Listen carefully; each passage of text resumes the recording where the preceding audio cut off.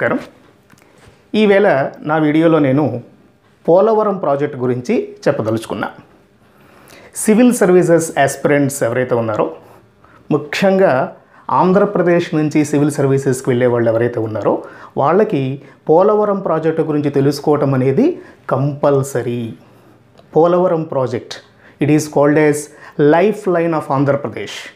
ఆంధ్రప్రదేశ్ రాష్ట్ర జీవనాడి అంటారు ఈ ప్రాజెక్ట్ని. సో యూపీఎస్సీ సివిల్స్ రాసేటువంటి ఆస్పిరెంట్స్ కంపల్సరీగా తెలుసుకోవాలి.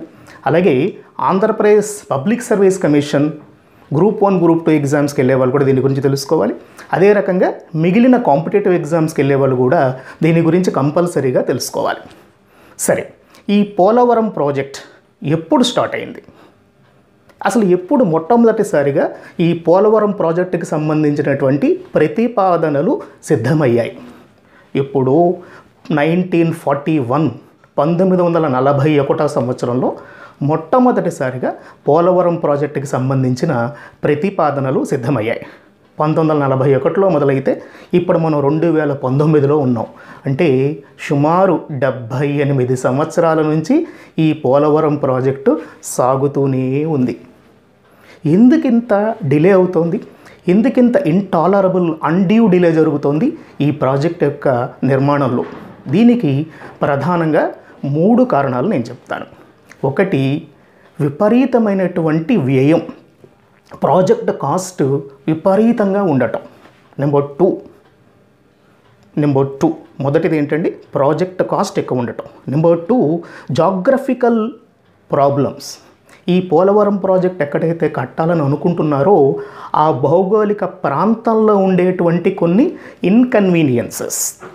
భూమి చాలా మెత్తగా ఉండటం, ఎంతో లోతుకు వెళ్తే తప్ప గట్టి నేల తగలకపోవటం, ఇదొక ప్రాబ్లం. లేదా కొంత భూమి ఏమో విపరీతంగా కొండలు గుట్టలతో నిండిపోయి ఉండటం. సో ఒకటేమో విపరీతమైన వ్యయం, రెండవదేమో జాగ్రఫికల్ లొకేషన్ అనుకూలంగా లేకపోవటం, మూడవదేమో కేంద్ర రాష్ట్ర ప్రభుత్వాలు పెట్టుకుంటున్న చిన్న తగాదాలు. ఈ 3 కారణాల వల్ల పోలవరం ప్రాజెక్ట్ విపరీతంగా డిలే అవుతోంది. Right, okay. చాలామందికి మనలో తెలియదు అసలు ఈ పోలవరం ఎక్కడుంది. ఆంధ్రప్రదేశ్లో వెస్ట్ గోదావరి జిల్లాలో పోలవరం ఉంది. ఆంధ్రప్రదేశ్లో వెస్ట్ గోదావరి జిల్లాలో పోలవరం మండలంలో రామాయంపేట అనేటువంటి గ్రామానికి సమీపంలో కట్టబడుతున్న life line of Andhra Pradesh, Andhra Pradesh జీవనాడి ఎక్కడుందండి? వెస్ట్ గోదావరి డిస్ట్రిక్ట్లో. ఏ విలేజ్ దగ్గర అండి? రామాయంపేట విలేజ్ దగ్గర ఉంది. రైట్. 1941లో దీని గురించి మొట్టమొదటిసారిగా ప్రస్తావన చేసింది ఎవరు అంటే, అప్పటికి ఆంధ్రప్రదేశ్ రాలేదు కదా.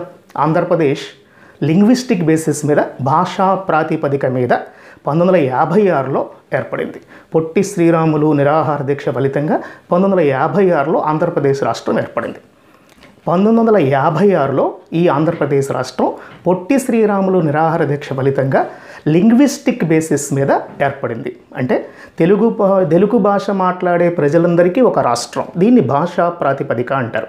సో ఒక భాష మాట్లాడే వాళ్ళందరికీ ఒకే రాష్ట్రం అనేటువంటి ఫార్ములా బేసిస్ మీద ఇండియాలో ఏర్పడిన మొదటి రాష్ట్రం ఆంధ్రప్రదేశ్ 1956లో. కానీ పోలవరానికి సంబంధించిన ప్రతిపాదనలు మొట్టమొదటిసారిగా 1941లోనే సిద్ధమయ్యాయి. 1941లో అప్పుడు మనం ఎక్కడున్నాం? మద్రాస్ రాష్ట్రంలో ఉన్నాం.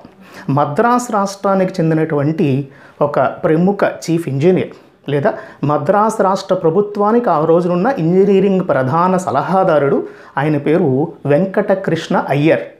ఈయన మొట్టమొదటిసారిగా పోలవరం గురించి ఒక ప్రతిపాదన చేశారు. ఎప్పుడండి? 1941లో. ఏంటండి ఆ ఇంజనీర్ పేరు? వెంకటకృష్ణ అయ్యర్. సరే, 1941లో ఈయన ప్రస్తావిస్తే దీని గురించి మళ్ళీ ఎవరూ పట్టించుకోలేదు 1946-47 దాకా. మళ్ళీ 1946-47లో ప్రముఖ ఇంజనీర్ కేఎల్ రావు, వీరి పేరు వినే ఉంటారు. కేఎల్ రావు అనేటువంటి ప్రముఖ ఇంజనీర్ ఈ పోలవరానికి సంబంధించినటువంటి ఫస్ట్ డిజైన్ని వేయటం జరిగింది. అప్పుడు ఫస్ట్ డిజైన్ రూపొందించినప్పుడు పోలవరం దాని ఎస్టిమేటెడ్ కాస్ట్ ఎంత అంటే కేవలం 129 కోట్ల రూపాయలు. Only 129 crores was the initial project cost estimated by the famous engineer mister KL Rao. తర్వాత ఈ ప్రాజెక్టు గురించి మళ్ళీ కొంతకాలం ఎవరూ పట్టించుకోలేదు. తిరిగి 1980 ప్రాంతంలో ఆంధ్రప్రదేశ్ ముఖ్యమంత్రిగా శ్రీ టంగుటూరి అంజయ్య ఈయన వచ్చినప్పుడు మళ్ళీ పోలవరం కాస్త ముందుకు వెళ్ళింది. 1980లో అంజయ్య గారు వచ్చినప్పుడు 81లో ప్రతిపాదనలు మళ్ళీ సిద్ధం చేసి సరికొత్త ప్రాజెక్టు వ్యయం అంచనాలు రూపొందించినప్పుడు దాని అంచనా వ్యయాన్ని ఎంతగా నిర్ణయించారంటే సుమారు 1300 కోట్ల రూపాయలుగా దీన్ని డిఫైన్ చేయడం జరిగింది. 1947లో కేఎల్ రావు గారి ఎస్టిమేట్ ఎంత అండి? 129 కోట్లు. అంజయ్య గారి హయాంలో 1980లో దీని ఎస్టిమేట్ ఎంత అండి? సుమారు 1300 కోట్లు. సో 1300 కోట్లతో వీళ్ళు మొత్తం ప్రాజెక్ట్ కాస్ట్ ఎస్టిమేషన్ అంతా వేశారు. కానీ మళ్ళీ 1981లో ఈ ప్రాజెక్ట్ కాస్ట్ ఎస్టిమేషన్ వేసి సెంట్రల్ గవర్నమెంట్కి సబ్మిట్ చేసి మళ్ళీ దాని గురించి అందరూ మర్చిపోయారు.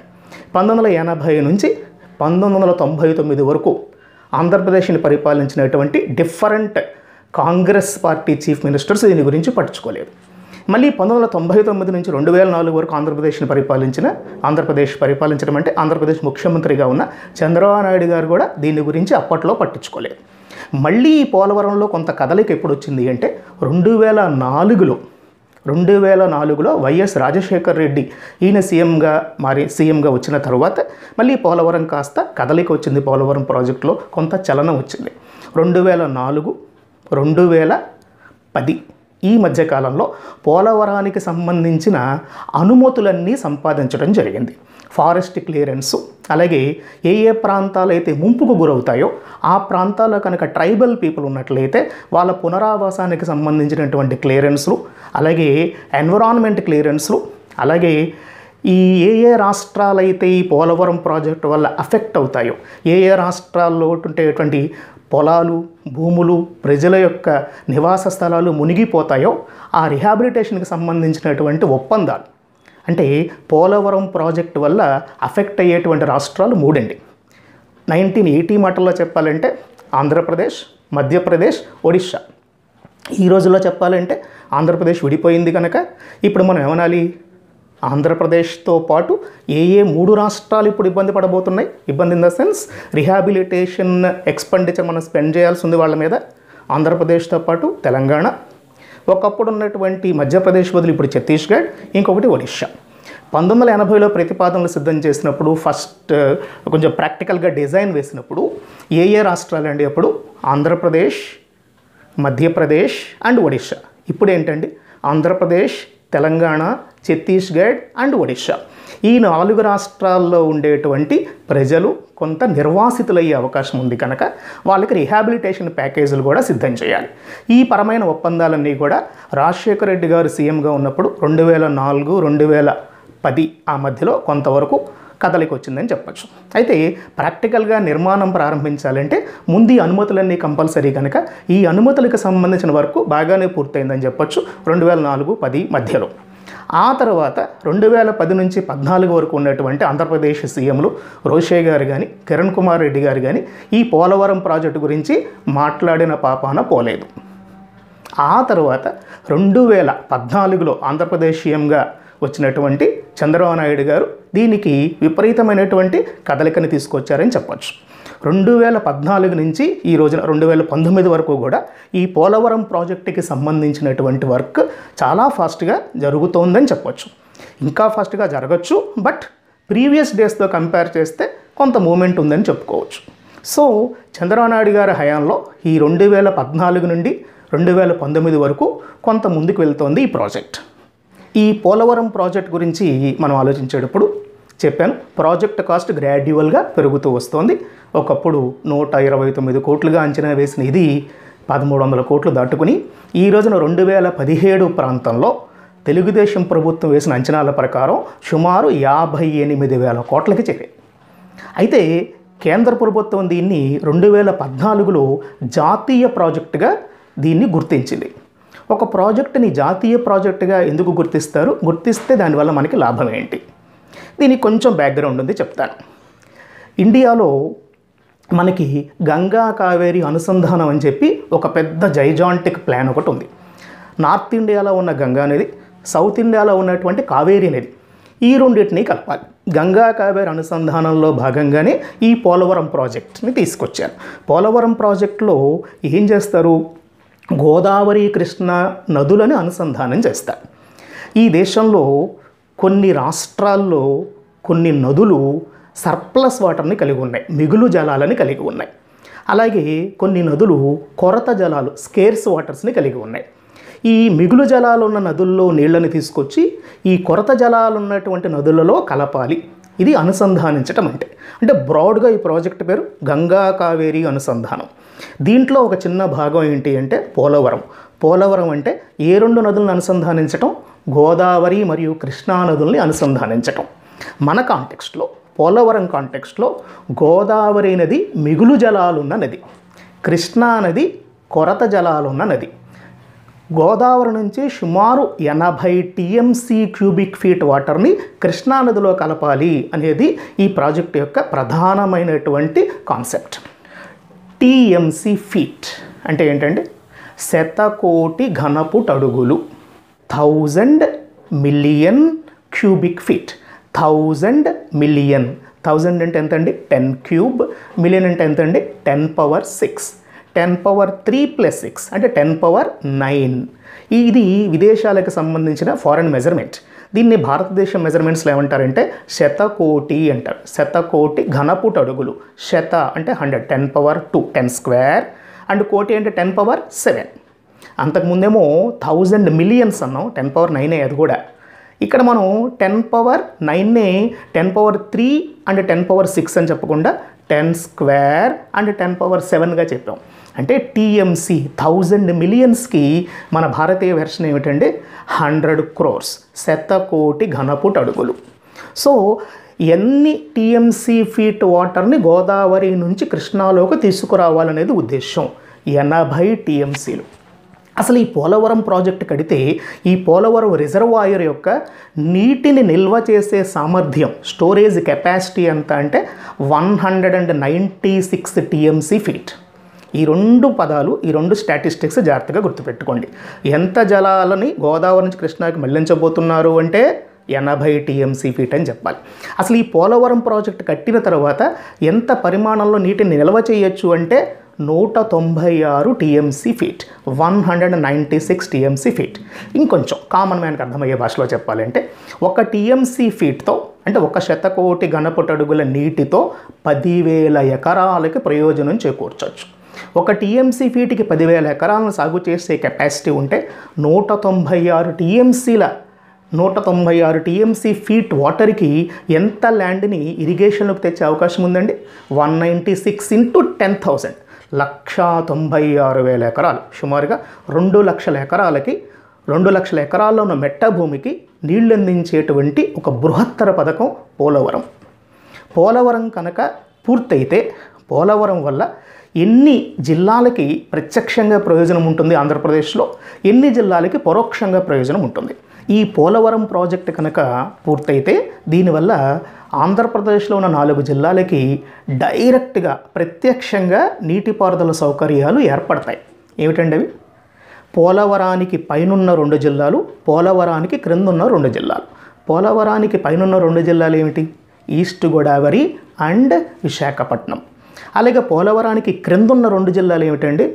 ఒకటి వెస్ట్ గోదావరి, ఇంకొకటి కృష్ణా జిల్లా. సో క్రిందనున్న వెస్ట్ గోదావరి కృష్ణ, పైనున్న ఈస్ట్ గోదావరి విశాఖపట్నం, ఈ 4 జిల్లాలకి ప్రత్యక్షంగా ప్రయోజనం ఉంటుంది. కొంచెం దూరంగా ఉండే జిల్లాలు, విశాఖపట్నానికి పైన ఉన్నటువంటి విజయనగరం, శ్రీకాకుళానికి, అలాగే ఈ కృష్ణా జిల్లాకి కింద ఉన్నటువంటి గుంటూరు జిల్లా, ప్రకాశం జిల్లా, అంతో ఎంతో నెల్లూరు జిల్లా, వీటి వరకు కూడా ప్రయోజనం పరోక్షంగా లభిస్తుంది ఈ పోలవరం ప్రాజెక్టు వల్ల. పోలవరం ప్రాజెక్టు దీని పేరు వినగానే మనకి న్యూస్ పేపర్స్లో వచ్చే రకరకాల పదాలు గుర్తొస్తూ ఉంటాయి. ఏమిటి రకరకాల పదాలు? కాఫర్ డ్యామ్ అంటే ఏంటి? కాపర్ డ్యామ్ కాదండి, COPPR కాపర్, రాగి డ్యామ్ కాదు, కాఫర్, COFFER, కాఫర్ డ్యామ్ అని, స్పిల్వే అని, రిజర్వాయర్ అని, rock and earth fill dams అని, ఇలా రకరకాల పదాలు, డయాఫ్రమ్ వాల్ అని, ఇలాంటివి ఎన్నెన్నో వింటూ ఉంటాం. వీటంటి మీద కొంచెం అవగాహన పెంచుకోండి. ఎప్పుడైనా సరే మీరు ఒక మాట స్పిల్వే అనే మాట వింటే, స్పిల్వే అంటే అర్థం ఏంటంటే ఒక పెద్ద జలాశయాన్ని నిర్మించిన తర్వాత, పోలవరం లాంటి జలాశయాన్ని నిర్మించిన తర్వాత ఆ నీటిని ఆ జలాశయం నుంచి క్రిందకి వదలటానికి ఇచ్చేటువంటి లేదా కట్టేటువంటి వేని ఏమంటారంటే స్పిల్వే అని చెప్పి అంటారు. ఈ స్పిల్వేలో నీటిని రిలీజ్ చేసేటప్పుడు నీటి ఉధృతిని తగ్గించడం కోసం కొన్ని గేట్లు కడతారు. మన కాంటెక్స్ట్ పోలవరానికి వచ్చేస్తే ఇక్కడ మనకి 2 కొండల మధ్య నుంచి స్పిల్వే వెళ్తుంది. 2 పెద్ద కొండల మధ్య నుంచి స్పిల్వే వెళ్తుంది. ఈ స్పిల్వేలో నీటి ఉధృతిని ఆపటానికి సుమారుగా 48 గేట్లు కట్టాలి. ఆ గేట్లు ఎత్తితే నీళ్ళు వెళ్ళిపోతాయి, గేట్లు డౌన్ చేస్తే నీళ్ళు ఆగిపోతాయి. సో ఆ నీటి ఉధృతిని కంట్రోల్ చేయడానికి ఇన్ని గేట్లు కావాలి. వీటిల్లో ఇటీవల 2019 జనవరిలో ఆంధ్రప్రదేశ్ ముఖ్యమంత్రి చంద్రబాబు నాయుడు గారు ఒక గేటుని ప్రారంభోత్సవం చేశారు. ఇంకా 45కి పైగా గేట్లు కట్టాల్సి ఉంది. సో పోలవరం ప్రాజెక్టులో ఇంకా ఎంత మిగిలిందో చూడండి. మనం చేసింది పెద్దగా ఏమీ లేదు ఇప్పటి వరకు. ఇది ఒక పాయింట్. దెన్ ఇంకా ఈ టెక్నికల్ టెర్మినాలజీ, ఇంజనీరింగ్ టెర్మినాలజీలోకి వస్తే స్పిల్వే అంటే ఏమిటో చూస్తాం. అలాంటిదే డయాఫ్రమ్ వాల్ అంటారు. డయాఫ్రమ్ వాల్ అంటే ఈ పోలవరం కాంటెక్స్ట్లోనే చెప్పాలంటే ఆ గోదావరి నీటి పారుదల మట్టం ఏదైతే ఉందో, ఆ లెవెల్ ఏదైతే ఉందో దానికి 300 అడుగుల క్రింద కట్టేటువంటి 2.5 కిలోమీటర్ల పొడవైన గోడ. అర్థమవుతుందండి? నీటి మట్టానికి 300 అడుగుల క్రింద కట్టబడే గోడ డయాఫ్రమ్ వాల్. వాల్ ఎంత పొడుగు? సుమారు 2.5 కిలోమీటర్ల పొడవైనటువంటి వాల్. దేనికోసం? ఇది వాటర్ లీకేజ్ ఆపటం కోసం. అంటే మనం అనుకున్న డైరెక్షన్లో నీళ్ళు వెళ్ళాలి. సో అనవసరంగా నీళ్ళు వెళ్ళిపోకూడదు. మనం ఊహించని లేదా మనం ప్రతిపాదించిన డైరెక్షన్స్లో వెళ్ళకూడదు. వెళ్ళడాన్ని ఏమంటారు? లీకేజ్ అంటారు. ఆ లీకేజ్ నిరోధించడం కోసం డయాఫ్రమ్ వాల్ కట్టాలి. మరి ఇన్ని 100 అడుగుల క్రింద వాల్ కట్టాలంటే ఆ నీటి ప్రవాహాన్ని ముందు ఎత్తి పక్కకు తీసుకురావాలి. దీనికోసమే కట్టేది, తాత్కాలిక ప్రయోజనాలతో కట్టేది కాఫర్ డ్యామ్స్ అంటారు. కాఫర్ డ్యామ్స్ అంటే ఒక ప్రధానమైన ఇరిగేషన్ ప్రాజెక్ట్ టేకప్ చేసేటప్పుడు ఆ ప్రాజెక్టులో కాంక్రీట్ వర్క్ చేసేందుకు ఆ నీళ్ళన్నీ ఎత్తి ముందు పక్కన పోయాలి. అర్థమవుతుందండి? సో ఇక్కడ 60 టీఎంసీల కెపాసిటీ ఉండేటువంటి 2 కాఫర్ డ్యాములు కడుతున్నారు. 2 కాఫర్ డ్యాముల యొక్క టోటల్ కెపాసిటీ 60 టీఎంసీలు. ఆ కాఫర్ డ్యాములు తాత్కాలికంగా కడతారు. ఈ తాత్కాలికంగా నీటిని మెయిన్ డ్యాములోంచి టెంపరీ డ్యామ్స్లోకి తీసుకొచ్చి ఆ మెయిన్ డ్యామ్లో ఈ కన్స్ట్రక్షన్ వర్క్ అంతా టేకప్ చేస్తారు. మరి ఈ కాఫర్ డ్యాములు స్ట్రాంగ్గా కట్టాలా అక్కర్లేదా? మరీ రెగ్యులర్ డ్యామ్ కట్టేంత స్ట్రాంగ్గా కాఫర్ డ్యామ్ కడితేనా డబ్బులు వేస్ట్ అవుతాయి. ఎలాగో పోయేవే కదా, మెయిన్ డ్యామ్ అయిన తర్వాత ఇది ఎలాగో తీసేస్తాం కదా అని చెప్పి లైట్గాను బలహీనంగాను కాఫర్ వాల్ కట్టాము అనుకోండి. అప్పుడేమవుతుంది? ఒకవేళ ఈ నిర్మాణం జరిగేటువంటి సమయంలో గోదావరికి వరదలు వస్తే ఆ వరద నీళ్ళు వచ్చినప్పుడు ఈ తాత్కాలికంగా కట్టిన డ్యాములు కొట్టుకుపోతాయి. సో కాఫర్ డ్యాములు స్ట్రాంగ్గా కట్టాలా, టెంపరీగా కట్టాలా అనే దగ్గర భిన్నాభిప్రాయాలు ఉన్నాయి. ఇంజనీరింగ్ నిపుణులు ఒక్కొక్కడు ఒక రకంగా సజెస్ట్ చేస్తూ ఉంటారు. ఇక్కడ చాలా స్కిల్ ఉండాలి, చాలా అనుభవం ఉండాలి. సో కాఫర్ డ్యామ్ కదా ఇది. కాఫర్ డ్యామ్ అంటే ఏంటో చూస్తాం, స్పిల్వే అంటే ఏంటో చూస్తాం, అలాగే వాల్స్, డయాఫ్రమ్ వాల్స్ అంటే ఏంటో చూస్తాం, రిజర్వాయర్ అంటే మనం ఇప్పుడు కట్టబోతున్నటువంటి రిజర్వాయర్. ఇట్లాగా చాలా రకాల పదజాలం ఈ ఇరిగేషన్ ప్రాజెక్ట్స్కి రిలేట్ అయి ఉంటుంది. యూపీఎస్సీ సివిల్ సర్వీస్ ఎగ్జామ్స్కి వెళ్ళేవాళ్ళు, పెద్ద పెద్ద నేషనల్ అండ్ స్టేట్ లెవెల్ ఎగ్జామినేషన్స్కి వెళ్ళేవాళ్ళు కంపల్సరీగా ఈ పదజాలం మీద ఒక అవగాహన పెంచుకోవాలి. రైట్? ఓకే. దట్ ఈ పోలవరం దగ్గరికి వచ్చేస్తే పోలవరం వల్ల నిర్వాసితులయ్యేటువంటి ప్రజలు ఎన్ని గ్రామాల్లో ఉన్నారు? ఆంధ్రప్రదేశ్కి సంబంధించి 272 గ్రామాల్లో ఉండేటువంటి ప్రజలు నిర్వాసితులు అవుతారు. అలాగే ఆంధ్రప్రదేశ్తో పాటు మరొక 3 రాష్ట్రాలని చెప్పాను. తెలంగాణ రాష్ట్రం, ఛత్తీస్గఢ్ రాష్ట్రం, ఒడిశా రాష్ట్రం. సో తెలంగాణ రాష్ట్రంలో పోలవరం వల్ల ముంపుకు గురవ్వటానికి అవకాశం ఉన్న ఒక 6 గ్రామాలని తీసుకొచ్చి ఆంధ్రప్రదేశ్లో కలిపారు. యాక్చువల్గా ఖమ్మం జిల్లా తెలంగాణలో ఉన్నప్పటికీ కూడా ఖమ్మం జిల్లాలో ఈ పోలవరం ముంపుకు గురవ్వడానికి అవకాశం ఉన్న 6 గ్రామాలని 2014 తెలంగాణ ఫామ్ అయ్యేటప్పుడే ఏం చేశారంటే ఈ ముంపుకు గురయ్యేటువంటి జిల్లాలు వేరే రాష్ట్రంలో ఉండటం ఎందుకు, మన రాష్ట్రంలో ఉంటే బెటర్ కదా అని చెప్పి ఖమ్మం జిల్లా మొత్తాన్ని తెలంగాణలో కలపకుండా ఒక 6 గ్రామాలను మాత్రం ఆంధ్రప్రదేశ్లో కలిపారు. సో తెలంగాణ ఆంధ్రప్రదేశ్ మధ్య ఈ ముంపు గ్రామాల సమస్య పెద్దగా లేదని చెప్పుకోవాలి. మరి వేరే ఇంకా ఏ 2 రాష్ట్రాలతో మనకి ఒక సమస్య ఉంది ఈ రోజున అంటే ఛత్తీస్గఢ్ అండ్ ఒరిస్సా. ఛత్తీస్గఢ్ అండ్ ఒరిస్సాలో కలిపి సుమారుగా 12 గ్రామాలు పోలవరం ముంపుకు గురయ్యే అవకాశం ఉంది. సో వీళ్ళందరికీ మనం కాంపెన్సేషన్ ఇవ్వాలి. నేను మీకు చెప్పాను ఇందాకే, లేటెస్ట్ ఎస్టిమేషన్ల ప్రకారం పోలవరం ప్రాజెక్ట్ కాస్ట్ ఎంత అంటే సుమారు 58,000 కోట్లు అని చెప్పాను. ఈ 58,000 కోట్లలో సుమారు 35,000 కోట్లు దేనికి పోతాయంటే ఈ రిహాబిలిటేషన్, అంటే ఎవరైతే ప్రజలు వాళ్ళ ఆస్తులు వాళ్ళ పొలాలు మునిగిపోతున్నాయో వీళ్ళు మళ్ళీ ఆ ఇళ్లను కట్టుకోవడానికి, అలాగే ఆ పొలాలు బదులుగా ఇవ్వడానికి, ఆ రిహాబిలిటేషన్ జరగడానికి, పునరావాసానికి సంబంధించి 35,000 కోట్లు అయిపోతున్నాయి. అంటే మొత్తం ప్రాజెక్ట్ కాస్ట్ 58,000 కోట్లు అయితే పునరావాసానికే 35,000 కోట్ల రూపాయలు ఈ రోజున వెచ్చించాల్సి ఉంది. ఈ పోలవరం ప్రాజెక్ట్ కనుక ఫినిష్ అయినట్లయితే మనకి ఎంత ఉపయోగం అంటే సుమారు 7 లక్షల ఎకరాల భూమి, 2 లక్షల ఎకరాలు ప్రత్యక్షంగా, ఒక 5 లక్షల ఎకరాలు పరోక్షంగా సాగులోకి వస్తుంది.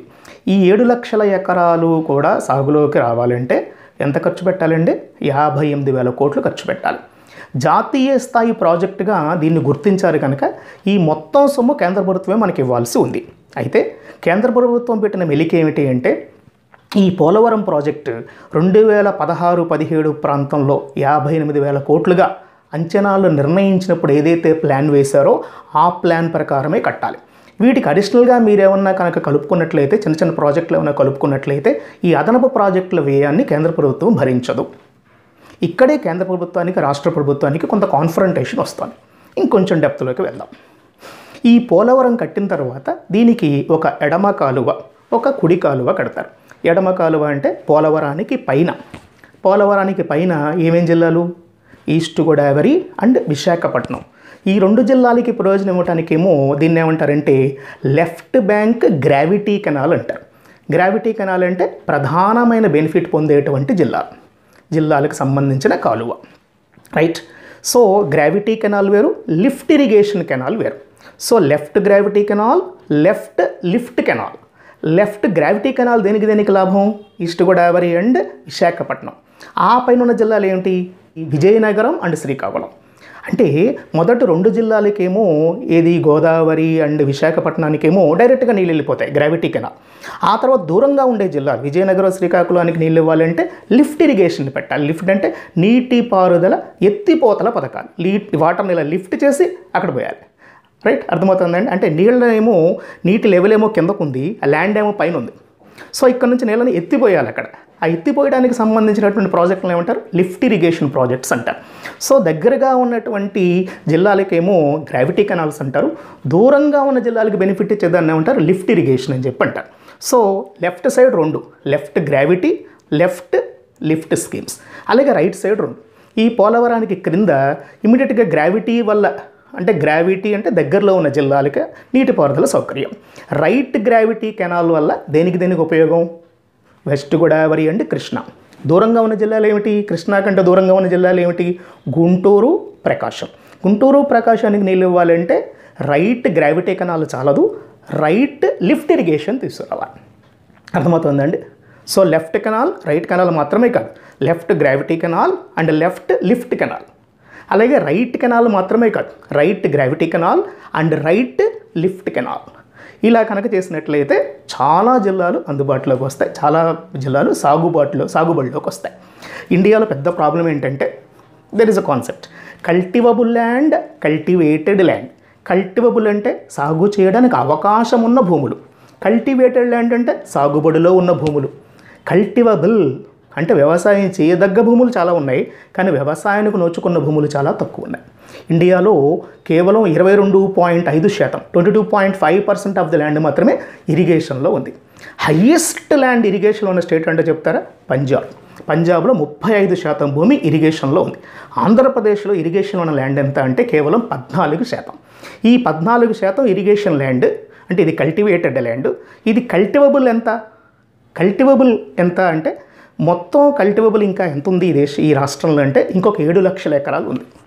14% అంటే 14 లక్షల ఎకరాలు అనుకుంటే మనం ఇంకొక 7 లక్షల ఎకరాలను తీసుకురావచ్చు. అంటే ఆంధ్రప్రదేశ్లో కల్టివేటెడ్ ల్యాండ్ 14 లక్షల ఎకరాలు అయితే కల్టివబుల్ ల్యాండ్ 21 లక్షల ఎకరాలు, 21 lakh acres minus 14 lakh acres. అంటే ఇంకొక 7 లక్షల ఎకరాలని సాగుబడిలోకి తేవచ్చు.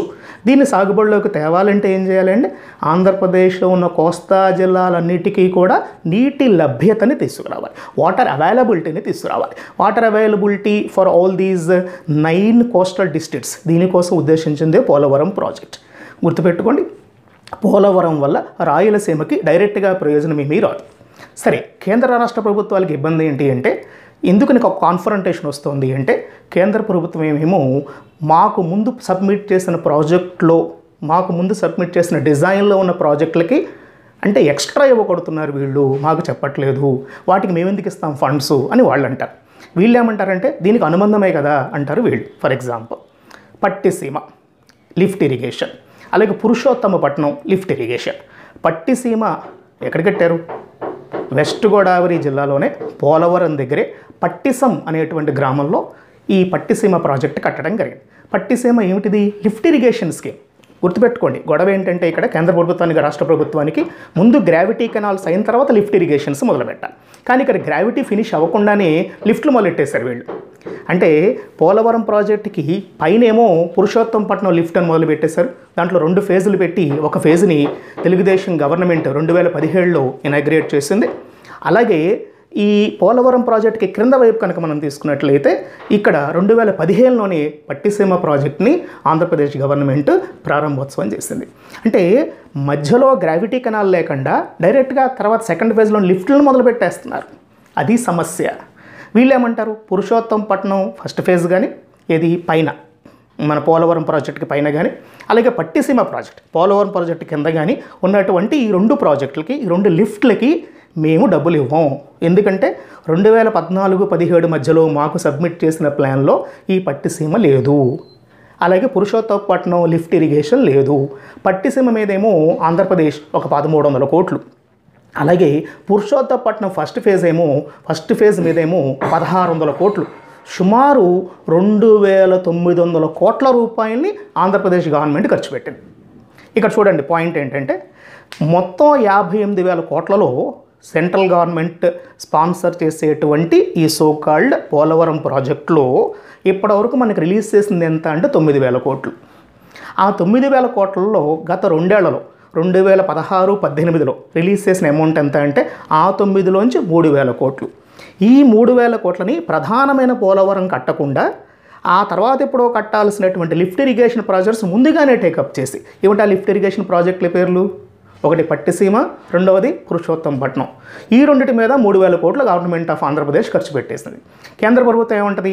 ప్రధాన ప్రాజెక్టు కట్టడం కోసం మేము రిలీజ్ చేసిన 3,000 కోట్లని మీరు తర్వాత ఎప్పుడో కట్టాల్సిన అనుబంధ ప్రాజెక్టులకి, లిఫ్ట్ ఇరిగేషన్ స్కీమ్లకి ఖర్చు పెట్టేశారు. దీనికి మాకు ఏం సంబంధం?